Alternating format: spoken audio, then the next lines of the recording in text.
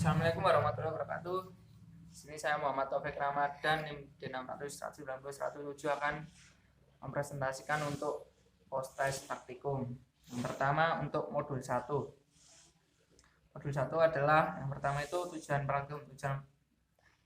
praktikum yang dari program saya buat itu adalah untuk mengetahui total harga dari tiap pembelian tiket dikalikan dengan berapa jumlah tiket yang dibeli.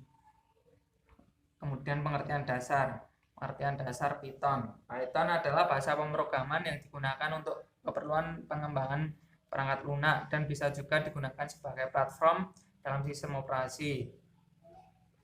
Kemudian kelebihan Python mempunyai beberapa kelebihan, antara lain Python adalah sebagai aplikasi pemrograman yang mudah dipelajari karena memiliki skrip yang sederhana. Kemudian Python mudah digunakan. Selanjutnya Python mendukung Internet of Things karena Python mempunyai berbagai board yang digunakan dalam menjalankan sistem Internet of Things. Kemudian kekurangan Python mempunyai beberapa kekurangan. Yang pertama, Python tidak support untuk membuat game bersifat HD. Kemudian bahasa pemrograman Python kurang populer. Kemudian bahasa pemrograman Python sedikit lebih lambat jika dibandingkan dengan pemrograman lain seperti C++, JavaScript. Selanjutnya Flowcard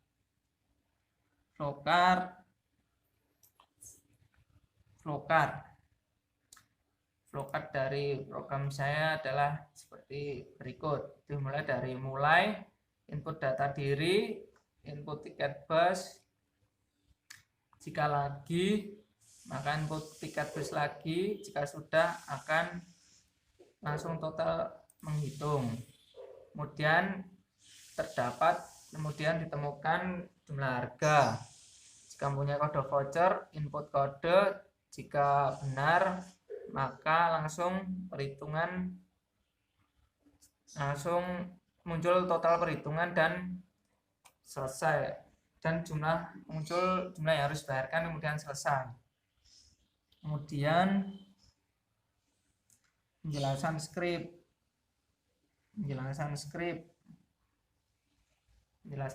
yaitu dimulai dari ini, print sampai sini itu untuk menampilkan tampilan pertama ketika program di running. Kalau yang bionama ini untuk menginput nama, nomor HP, email, NIK, dan kota asal. Kemudian kemudian while, sistem pengulangan while ini akan terus-menerus menampilkan harga tiket dan banyaknya tiket. Sistem while akan berhenti ketika kita mengetik OK. Nah, kemudian sistem pengandaian. Nah, skrip pengandaian di sini adalah ini. Kita pengandaian untuk kode voucher. Nah, jika kode vouchernya itu benar itu YOI, maka ada pemotongan biaya sebesar 20%.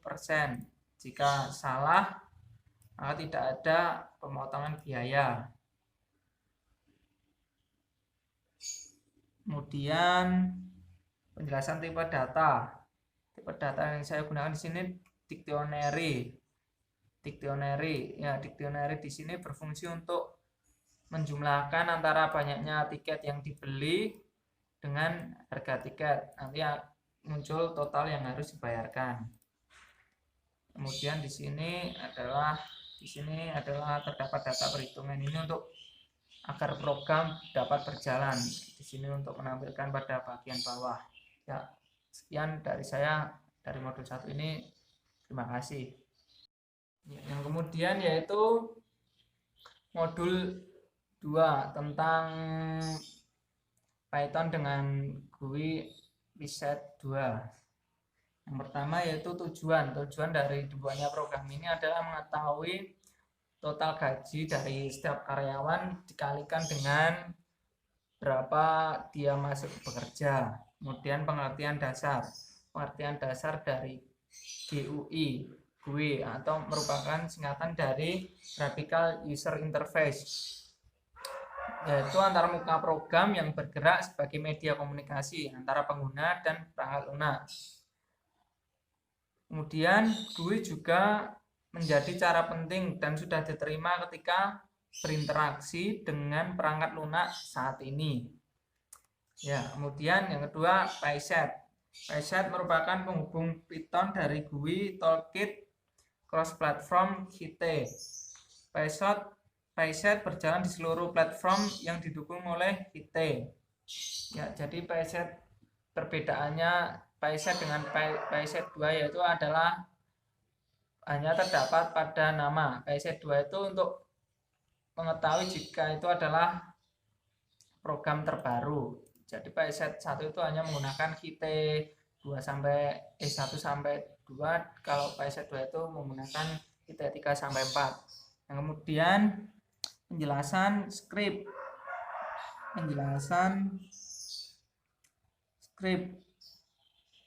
Nah, pembuatan script dari sini adalah import from PySet Qt GUI itu untuk mengimport GUI pada PySet 2. Kemudian kelas total gaji dev init ini sampai ini tuh untuk membuat tampilan jendela. Kemudian dev content self ini digunakan untuk menambahkan tampilan label atau nama-nama dengan ini nama pekerja, gaji pekerja, jumlah masuk, total gaji. Kemudian dev content 2 combo box ini jika salah satu combo box. Nah, ketika combo box ini berfungsi untuk menampilkan ini semua nama-nama pekerja. Jadi nanti akan muncul tinggal milih gitu.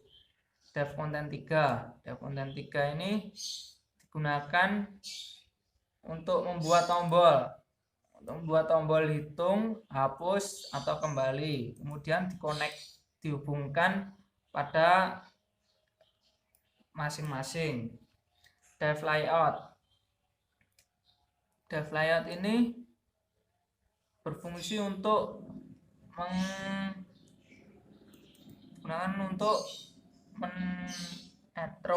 menambahkan baris pada nama. Nah, nama ini nanti akan muncul pada line 1, nanti nama-namanya akan muncul dan beserta gaji-gajinya itu akan muncul sendiri. Kemudian dev proses 1. Nah, dev proses 1 ini berguna untuk membuat proses dalam gaji setiap pekerja. Jadi tiap pekerja itu memiliki gaji masing-masing tiap harinya. Nah, di sini itu adalah untuk menambahkan gaji dari masing-masing. Kemudian dev proses 2. Dev proses 2 di sini untuk menghitung total gaji, yaitu total gaji itu diambil dari jumlah hari dikalikan dengan gaji tiap harinya. Nah, dev hapus digunakan untuk proses menghapus. Sebelum menghapus nanti akan muncul peringatan apakah Anda ingin menghapus. Nah, jika terhapus maka langsung terus dev kembali. Dev kembali ini nanti jika klik tombol kembali itu berfungsi kembali kepada menu utama. Nah, if name main x.line ini berfungsi untuk agar program dapat berjalan.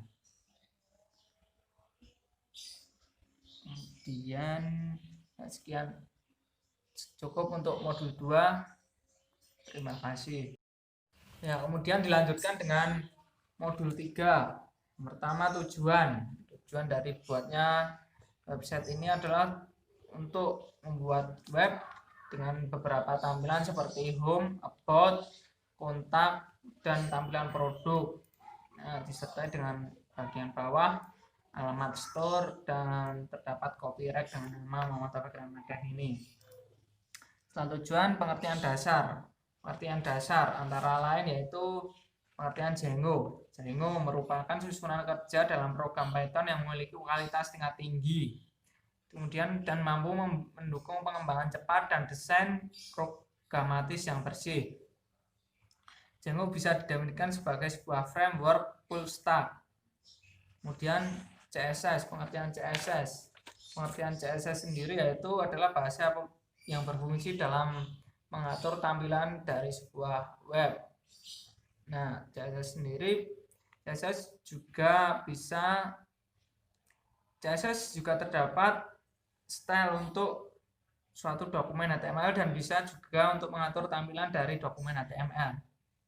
Kemudian pengertian web statis. Web statis yaitu sebuah web yang di dalamnya sebuah web yang isinya tidak bisa dapat diubah secara langsung pada web, jadi harus mengubah pada skripnya. Skripnya sini. Kemudian setelah pengertian dasar, kemudian pembuatan buat project start app. Nah, nanti itu pada sini. Nah, kita bisa misal kita membuat folder baru dengan project app produk. Nah, kita enter, nanti otomatis muncul pada ada produk. Nah, ini akan muncul ini produk ini. Nah, itu nanti pembuatan start app-nya. Kemudian start app penjelasan buat template HTML. Nah, ini kalau membuat template itu pada produk klik new folder template. Enter, nanti otomatis masuk sini. Kemudian pembuatan produk. Nah, dalam produk ini kita buat folder lagi, folder produk. Enter, nanti otomatis akan muncul ini. Kemudian dalam produk kita new file produk.html. Nah, otomatis akan muncul nanti. Kemudian setelah itu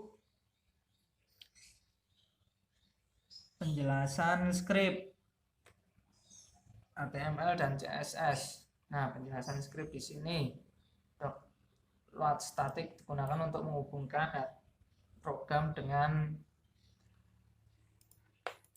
ini yang dibuat. Kemudian doctype HTML digunakan untuk menandai jika bahasa yang digunakan itu HTML. Head yaitu digunakan untuk membuat bagian atas pada tampilan. Kemudian titel produk sampai sini itu digunakan untuk membuat nama, kemudian menambahkan logo dan menghubungkan pada CSS. Kelas menu sampai sini itu membuat ini untuk membuat tampilan halaman, home, about, kontak, produk, dan menu. Dalam termasuk kelas menu yang nanti itu hubungannya dengan CSS. Dan kelas select terdapat ini tampilan nama-nama barang ini, setelah gambar ini untuk menambahkan gambar, ini food untuk ini membuat bagian alamat store, footer untuk menandai pembuatnya. Kemudian script CSS nih, kita tadi menggunakan menu like food menu. Nah, ini kita menu ini nanti untuk mengatur tampilan seperti home, about, produk, kontak, nanti gunakan warna apa. Ini adalah background color, background gunakan ini warna biru, border top itu putih, border bottom itu putih. Nah, display untuk mengatur tata letak, position itu untuk mengatur posisi. Kemudian lag. Nah, ini lag untuk mengatur warna. Tata letaknya itu warnanya putih, teks elegant untuk berguna pada posisi tengah. Nah, mungkin itu cukup dari saya modul 3. Sekian, terima kasih. Ya. Kemudian dilanjutkan dengan modul 4 tentang web dinamis. Ya, tujuan dari dibuatnya program web ini adalah untuk membuat proses seperti menambah data, menghapus atau mengedit sebuah data dalam dengan menggunakan database. Kemudian dilanjutkan dengan pengertian dasar antara lain web dinamis, yaitu web dinamis itu sebuah web yang bisa mengedit atau menambahkan data secara langsung pada web tersebut. Jadi tidak harus mengubah skripnya, karena dalam web ini menggunakan database yang nantinya datanya tersebut akan disimpan di database. Kemudian setelah pengertian database sendiri yaitu merupakan kumpulan-kumpulan data yang ada pada sebuah komputer yang nantinya untuk menyimpan data dari yang dibuat. Kemudian dilanjutkan dengan penjelasan manfaat database, yaitu untuk menyimpan data. Nah, data tersebut bisa kapanpun kita perbarui atau diedit yang nantinya bisa digunakan lagi. Kemudian setelah itu penjelasan pemrosesan dalam script. Nah, dalam itunya sendiri itu scriptnya ini dalam pembuatan data, menambahkan data ini. Nah, scriptnya klik buton untuk menambahkan buton itu tombol, maka akan muncul tombol create tambah data yang nanti akan terhubung pada URL ini. Otomatis ini script untuk menambahkan data. Kemudian ini buton dengan tombol delete untuk menghapus data. Ini tombol update untuk mengedit atau mengupdate sebuah data. Yang untuk hasil runningnya itu seperti ini. Nah, untuk tambah data ini masukkan kode barang, misal ini nama barang, ini meja supplier round, kuantitas 20, harga 250. Nah, nanti ini otomatis muncul di sini, dan di database-nya itu juga bisa nambah. Nah, ini backpack Rowan division. Nah, kemudian kita proses update dulu aja, update. Nah, dari script tersebut kita bisa mengupdate ini kode barang pakai angka, nama barangnya ini kuantitas 80, 150. Nah, otomatis ini juga akan terupdate, terganti. Nah, untuk menghapus kita bisa menghapus ini. Nah, otomatis belum terhapus. Nah, ini otomatis akan hilang. Jadi 19 data. Nah, kemudian penjelasan manfaat website dinamis. Jadi manfaat website dinamis itu ada beberapa. Jadi programmer tidak usah ribet untuk mengubah script. Jadi langsung gini, untuk jika mengubah data itu tidak harus lewat script, jadi bisa lewat web ini, tambah data, delete atau update.